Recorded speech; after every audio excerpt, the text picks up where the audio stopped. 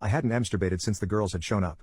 Although I locked my room door, I still felt uncomfortable with them being so close. But this morning I just had that undeniable urge.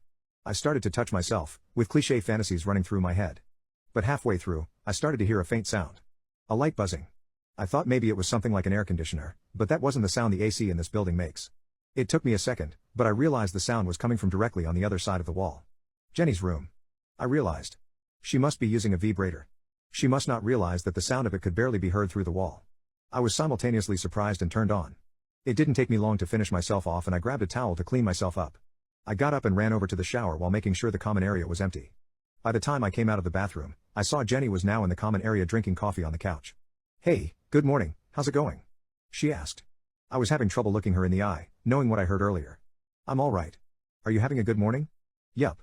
She responded perkily. I don't know what got into me at this point. What I said next was so out of character for me that I'm still shocked I ever said it. "Yeah, I heard." I was standing in the doorway of my room and waited just long enough to close the door to see the look of understanding dawn on her face. I was freaked out that I had been inappropriate or creepy, so I waited in my room until I could tell she had left for the day. Part of me was proud for being bold in response to the teasing she had doled out earlier, and part of me was worried I was being a creepy older man. Later that evening the three of us met up for dinner again at a small restaurant down the street. There was a guitarist playing outside and the sound of his music filled the street. "I love the sound of Spanish guitar," Jenny said. "I'm sure you'd still be able to hear from the dorm, especially with how thin the walls apparently are," Grace replied with a smirk. Jenny shot her an embarrassed look and slapped her shoulder. Okay, apparently she had told Grace about what happened this morning. Grace simply laughed at her. "Oh, relax, it's normal." She turned to me. "If you ever hear any sounds from my room, just do your best to ignore it."